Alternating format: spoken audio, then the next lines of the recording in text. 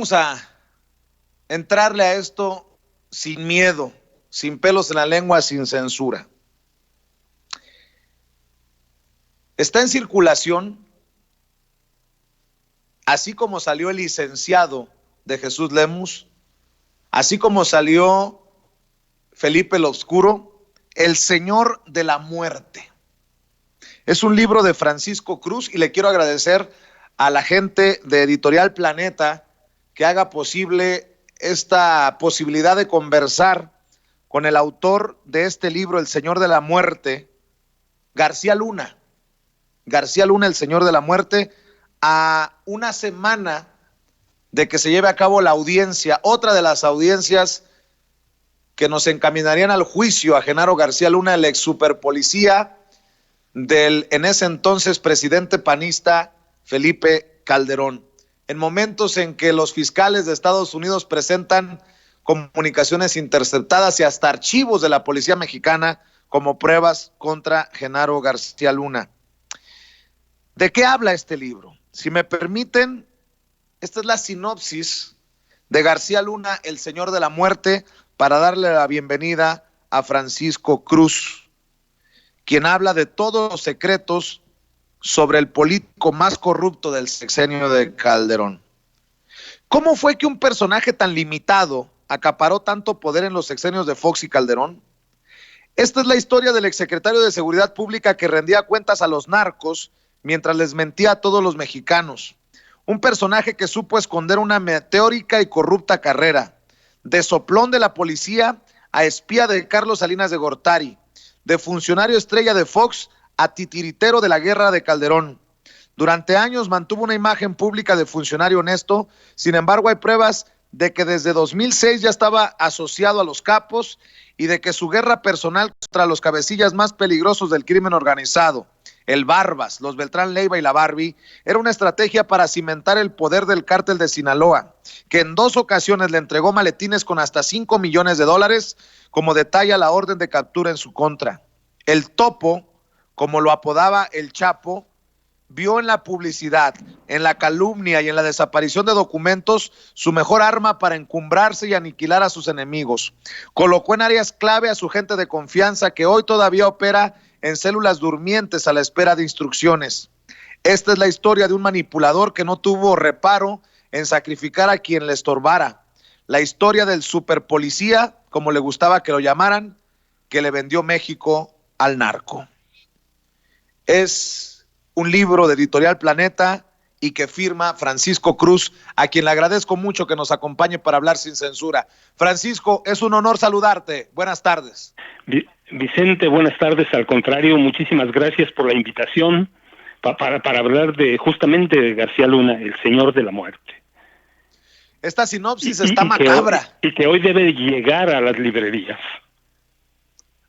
Entonces pues que la gente empiece a buscar ya García Luna, El Señor de la Muerte. Oye, Francisco, esta sinopsis que leo es macabra, está cabrona, perdóname por la expresión. Pues mira, la verdad, Vicente, es que es peor todavía de lo que parece. Yo parto de una idea de que García Luna es el personaje conocido, más desconocido que hay en este país. Por años pasó de la llegada del CISEN hasta ahora como si no hubiera tenido pasado. Es un hombre sin rostro, un hombre invisible antes de llegar al CISEN. Nadie sabe cómo se formó. Podemos pasar por etapas de que fue un criminal o de que trianguló recursos del Estado para su beneficio personal, pero en realidad, ¿quién es? No lo conocemos. Es un desconocido. Así que lo primero que hice fue preguntar a la gente que trabajó con él, exagentes de inteligencia, ¿quién es este señor? ¿Dónde nació? Para empezar. Mucha gente dice que nació en la Ciudad de México. La verdad es que nació en Michoacán y que llegó a la Ciudad de México recién nacido y que por un año sus padres no salían a la calle. Su casa sigue estando en la misma calle a donde llegó. En la misma calle. Llegó a una calle que le decían en esa época La Canasta. La canasta porque ahí los viejos agentes de la policía secreta que había, el servicio secreto que había en Ciudad de México, ¿te acuerdas? Juntaban todos los botines que tenían, que robaban, y ahí se lo repartían. Y a él lo registran un año después de que llegó a Ciudad de México. Y Francisco, entonces le empecé a seguir sus pasos, quién es, cómo se formó, y lo que encontré con testimonios de los agentes de inteligencia y algunos del CISEN que trabajaron con él, es que a los 12 años lo reclutó un grupo de agentes de la policía secreta. Lo hicieron su informante, soplón, halcón, como quieras llamarle. Así que a los 12 años ya estaba delinquiendo. Una vez que se muere el jefe de esa pandilla de agentes del servicio secreto, y que luego desapareció, pero en realidad fue un maquillaje, porque los agentes se insertaron en la Dirección Federal de Seguridad, que era temible, otros en la Procuraduría de Justicia de la Ciudad de México, que también era temible, y forma su propia pandilla.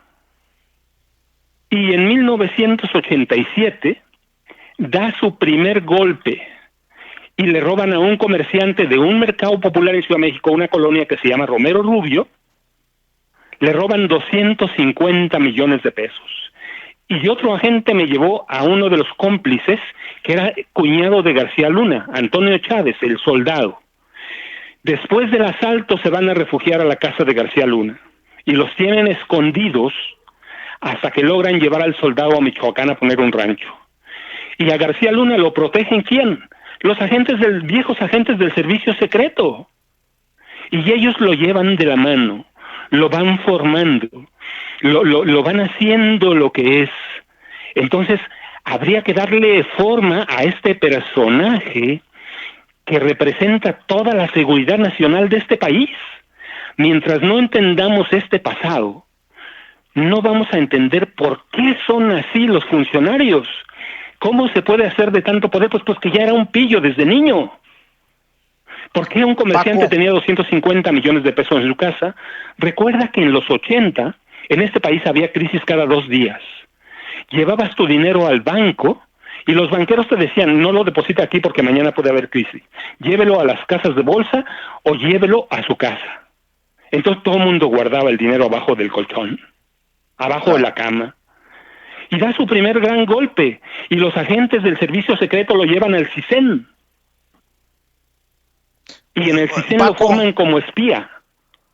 Paco, y fracasan todas sus misiones. Te oigo, Vicente. Déjame preguntarte, porque en algún momento se lo pregunté antes de que se metiera en esta polémica de Morena, Porfirio Muñoz Ledo, y me decía, Felipe Calderón pasará a la historia a la par de Victoriano Huerta como el peor presidente en la historia de México. Si pudiéramos comparar a Genaro García Luna, ¿lo pudiéramos comparar con el Negro Durazo? ¿O es peor García Luna que el Negro Durazo? Peor todavía. Todavía, ¿por qué? Más de 100,000 muertos nos dicen. Negociando con todos los capos, con todos los cárteles. Y justamente lo que va armando García Luna, el señor de la muerte, es esos cabos desconocidos. ¿Cómo se hace de tanto poder? ¿Sabe? En 2000, bueno, primero fracasa como espía, porque él era uno de los principales responsables de informar y armar el papel, el documento de lo que pasaba en Chiapas en 94. Pero estalló. El Ejército Zapatista de Liberación Nacional se levantó en armas. Y él era de los responsables que terminan haciendo corriendo al director del CISEN. Y a él lo protegen. ¿Por qué? Porque era protegido por agentes del servicio secreto. Y luego Zedillo le da otra misión bien importante en el 97. Ya en el CISEN le da la tarea de capturar al mayor secuestrador y más sanguinario que ha habido en este país. Al Mocha Orejas, ¿te acuerdas? Daniel Arismendi López. Claro. Pero fracasa y lo captura. Zedillo se ve obligado a llamar al comandante Alberto Pliego Fuentes. Y él captura al Mocha Orejas vivo. A Pliego Fuentes, al comandante, le pueden achacar cualquier cosa, corrupción, todo, pero lo agarró vivo. Cuando pasa el tiempo y se asienta en la AFI, el comandante Alberto Pliego Fuentes fue la primera víctima de García Luna. Lo metió a la cárcel. Nunca lo dejaron salir hasta que se murió. ¿Sí? Y entonces, cuando llega el 2000, García Luna y todo su equipo, bueno, en el CISEN toma forma a través de una foto que había en la oficina de García Luna, en blanco y negro, con 6 personajes más el 7, que llamaban la Hermandad. Una hermandad mafiosa que nació para protegerse. Después se suman otros personajes, entre ellos, para que tengas una idea, ya fuera de la foto, Luis Cárdenas Palomino, que hoy también lo buscan en Estados Unidos.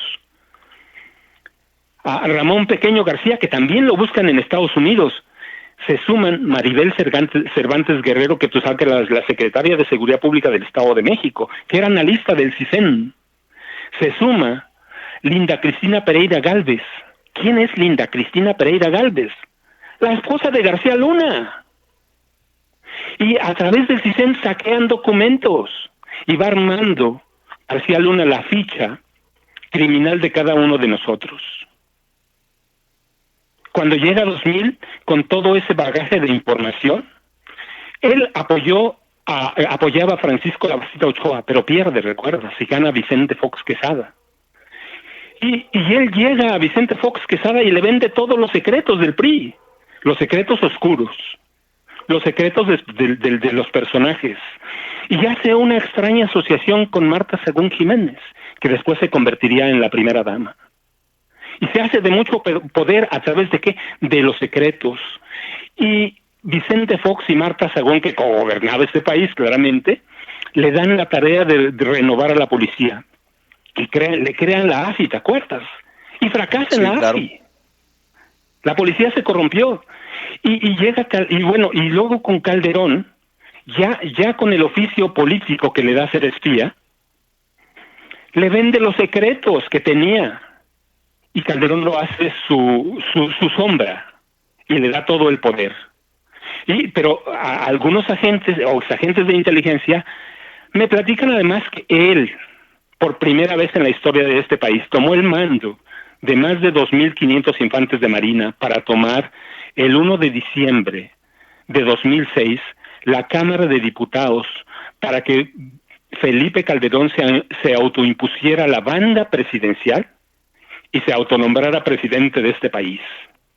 Un civil desplazó al Estado Mayor y a la Marina. Él tenía el comando. Así que así se hace de poder. Conoce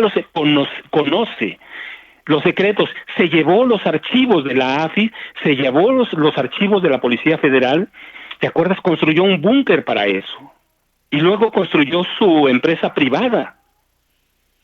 Entonces, pero ese personaje sigue siendo desconocido, así que fui a caminar las calles que caminó en su niñez, las calles que recorrió, las personas, sus compañeros de la secundaria lo llamaban el chango, para no decirle gorila, porque lo hacían enojar. Para que tengas una idea, y con perdón de los primates, que no tienen nada que ver en eso, lo consideraban un gorila, y la gente de esa colonia lo llamaba el maldito. Pero Fox ni Calderón, corruptos como eran, acabándose este país, nunca lo investigaron, nunca fueron a ver quién era, a quién estaban contratando. ¿Por qué? Fox, porque le regaló todos los secretos oscuros de los priistas. Calderón, porque tenía necesidad de legitimarse, y García Luna conocía esos secretos. Entonces lo que hace García Luna, el señor de la muerte, es ir desilvanando esos otros secretos de la vida primera de García Luna que nunca se han conocido. Imagínate, un exagente del CISEN guardó aquella primera averiguación previa que me entregó, del 87, 25 de diciembre de 87. Entonces me fueron llevando cada uno hasta ir reconstruyendo su carácter irascible, cínico, pero es un hombre preparado, ¿sí? Es un hombre que sabe negociar con el poder, que se vendió a todos. Uno me llevó, por ejemplo, a una negociación en 2005 que hizo García Luna con Arturo Beltrán Leiva, ¿te acuerdas? El Barbas, el jefe del cártel de los Beltrán Leiva. Se reúnen en Acapulco y negocian, y el 2006 Estalla en Guerrero, en el estado de Guerrero, una guerra del narcotráfico que les ha costado miles de muertos y que sigue la guerra. Y así cada uno. Otro me llevó hasta un atentado que le costó, un accidente, dicen ellos, que le costó la vida al secretario de Seguridad Pública, Ramón Martín Huerta. Cayó un helicóptero que tenía la responsabilidad de García Luna de que mantenerlo en bien. Pero ese mismo día, antes del supuesto accidente, algunos capos, como Ciel Cárdenas Guillén, que estaba preso en el penal del Altiplano, Almoloya, como lo quieran llamar, pero está en Almoloya de Juárez, sabían que se iba a morir el secretario de Seguridad Pública, Ramón Martín Huerta. Así que fui reconstruyendo cada una de esas partes que están sueltas, que no quedan y no encajan. Como un fantasma, un hombre invisible fue construyendo un imperio criminal. Y es eso, el nacimiento de un criminal con la bendición de una de las policías más sanguinarias que ha tenido México, el servicio secreto. Eso hace García Luna, el señor de la muerte. ¿Sí? ¿Cómo sus padres literalmente cuando huyeron de Michoacán lo trajeron a su hijo recién nacido a conocer su destino? Paco, Entonces ir armando fino la telaraña de un tejedor de la muerte. Paco, déjame